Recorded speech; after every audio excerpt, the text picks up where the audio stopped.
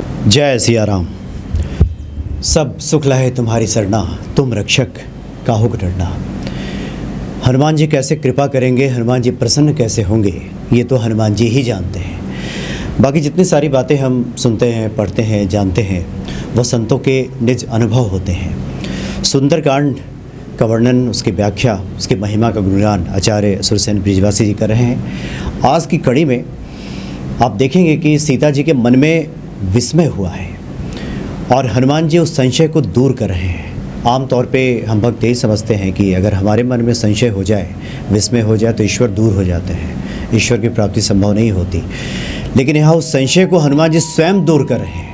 इसलिए हनुमान जी कैसे प्रसन्न होंगे, किस भक्त पे किस प्रकार कृपा करेंगे, उनकी क्या लीला होगी, ये सब तो हनुमान जी ही जानते हैं। आगे कड़ी में आचार्य सुरसेन जी इस कथा प्रवाह को आगे बढ़ाएंगे। स्वागत है आपका। जय सिया राम। जी आचार्य जी, आज की कड़ी में क्या खास बता। हाँ, जिस समय माँ जानकी ने कहा कि हनुमान तुम जो कह रहे हो कि निश्चर मार तो हिले जइए त्योपुर नार दास जस गई हैं, तो राम जी के साथ आप आओगे तो आपकी सेना में है कौन, ये तो बताइए।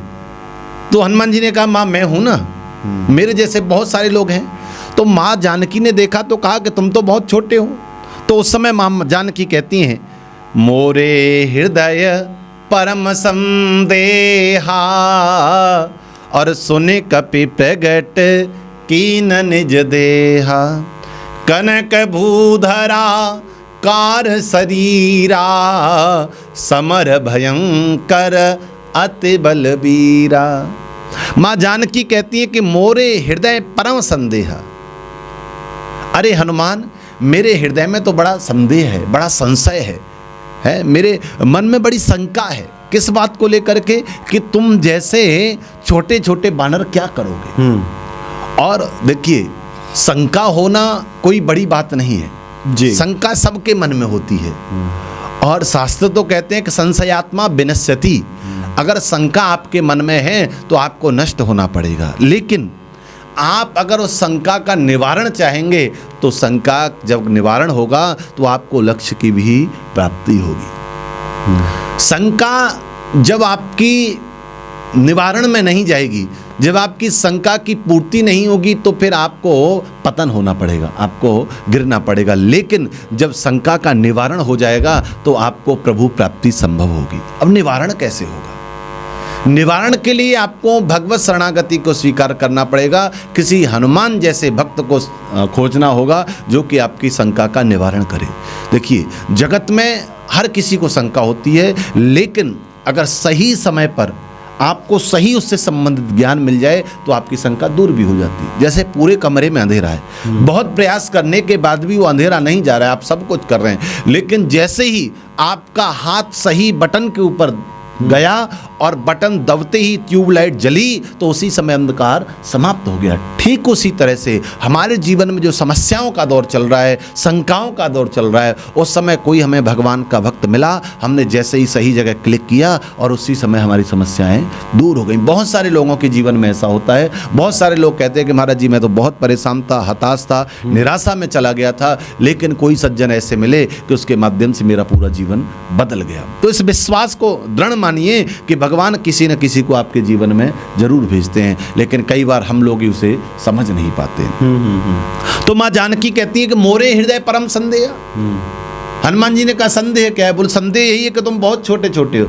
हनुमान जी ने कहा माँ मैं तो सीनियर हूँ, सीनियर, बाकी सब तो जूनियर हैं। माँ जानकी ने कहा जहाँ सीनियर ऐसे हो वहाँ जूनियर कैसे होंगे? हनुमान जी ने कहा नहीं नहीं माँ, आप ध्यान से देखिए मुझे। सीनियर दो शब्द हैं इंग्लिश के, इसमें एक सी है और एक नियर है। सी माने होता है देखना और नियर माने होता है पास से। जो पास से भगवान को देखता है वही सीनियर जगत में कहलाता है। तो हनुमान जी कहते हैं कि मैं जितना पास से रघुनाथ को देख सकता हूँ कोई दूसरा नहीं देख सकता, इसलिए मैं सीनियर हूँ। और माँ जानकी रही बात बहुत छोटे रूप की, तो अभी मैं आपको दिखाता हूँ।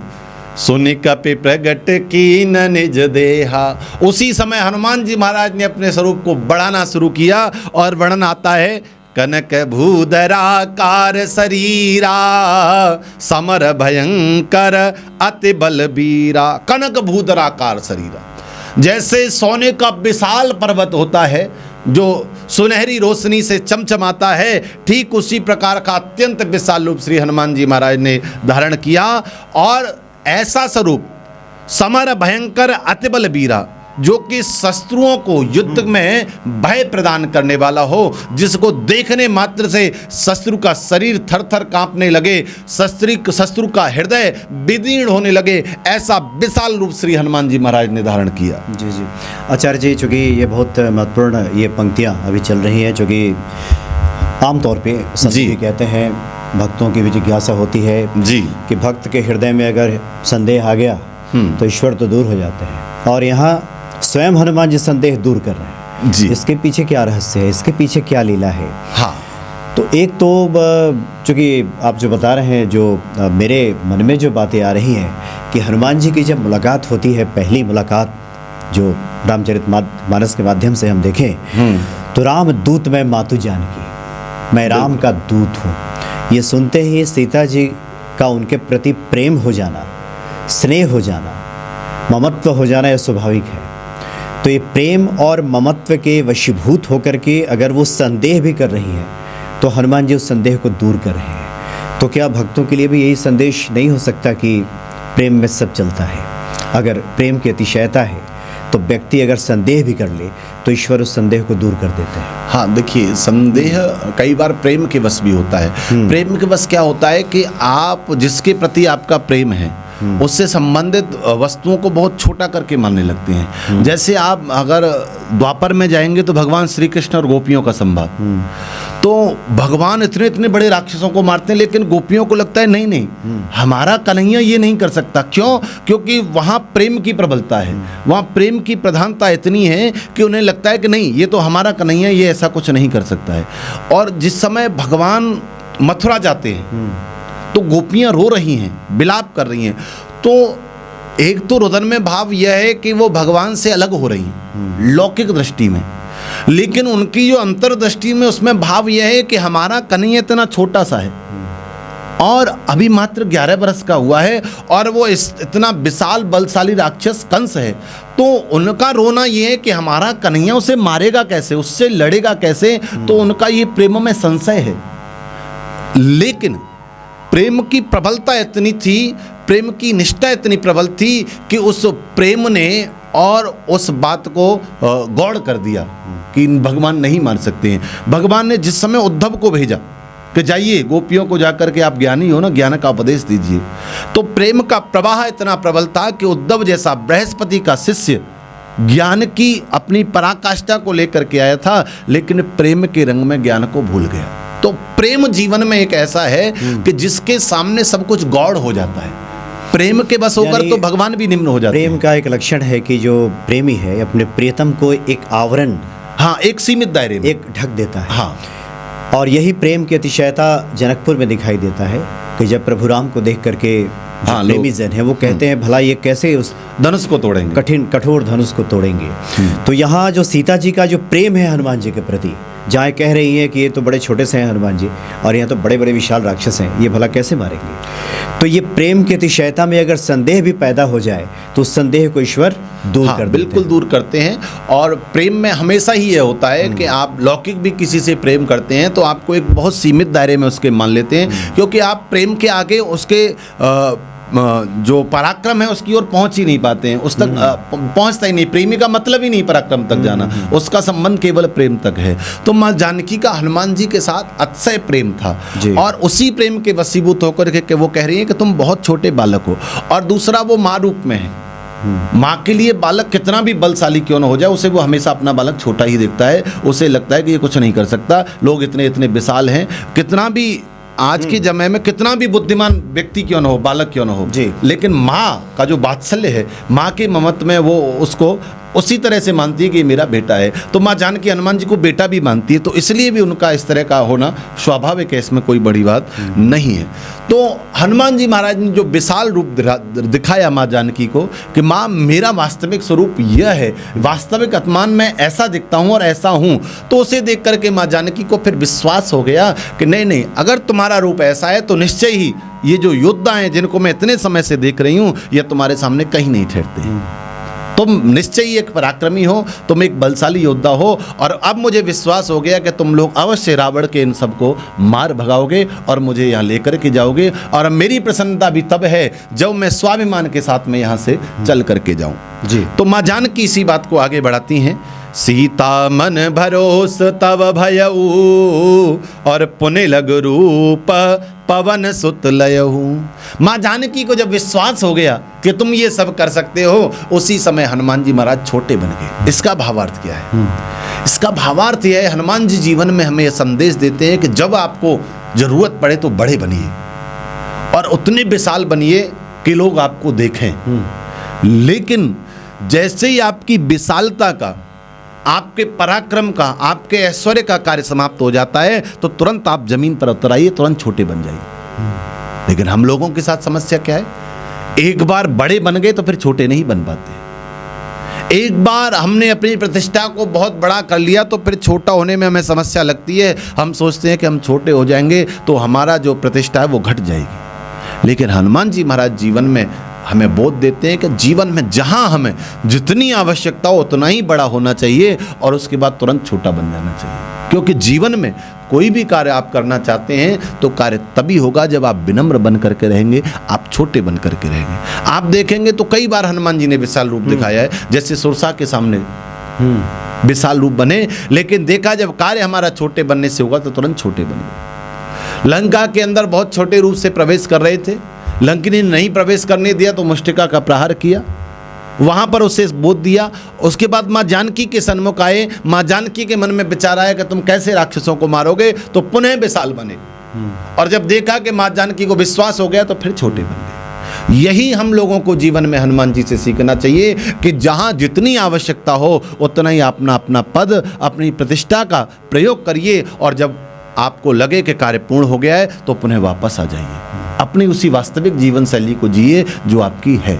लेकिन हम लोगों के साथ में ऐसा नहीं हो पाता है। और उस समय हनुमान जी महाराज कहते हैं, माँ एक बात सुन लीजिए आप। सुन माता शाखा मृग, नहीं बल बुद्धि विशाल, प्रभु प्रताप ते गरुणई, खाए परम लघु ब्याल। मैया जानकी, सुन माता शाखा मृग, नहीं बल बुद्धि विशाल।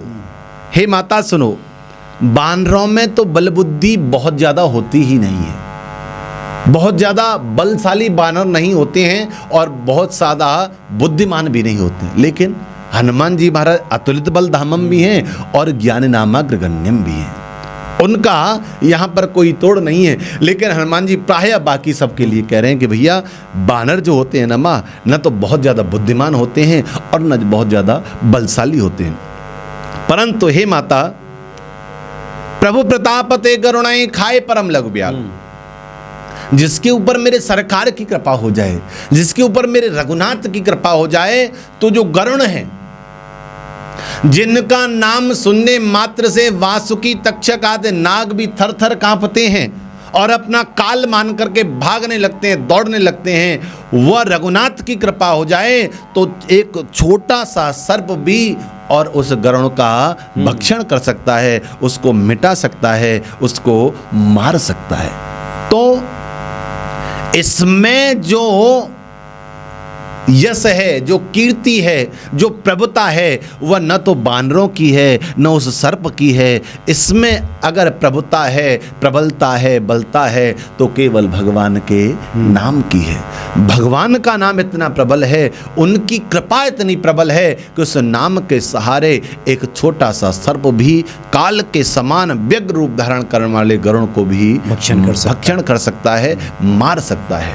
तो कहने का भाव यह, हनुमान जी कहते हैं कि अगर हम ऐसा कुछ करेंगे तो इसमें हमारा कोई प्रभुत्व नहीं है, इसमें केवल प्रभुत्व है तो भगवान श्री राम का और उनके नाम का, उनकी कृपा का है, उसके अलावा कोई प्रभुत्व नहीं है। और राम नाम का कितना प्रभुत्व है मैं आपको एक छोटी सी कथा से बता देता हूं। जिस समय हनुमान जी महाराज नल नील सुग्रीव आदि के सहयोग से राम जी ने पुल बनाया तो राक्षसों में एक भय का माहौल हो गया कि भाई वो इतने बलशाली हैं कि पत्थर भी तैर रहे हैं। तो जब राक्षस दल भयभीत होने लगा तो रावण ने कहा इसमें कौन सी बड़ी बात है, ये काम तो मैं भी कर दूंगा। तो राक्षसों ने कहा महाराज आप भी करके दिखाइए।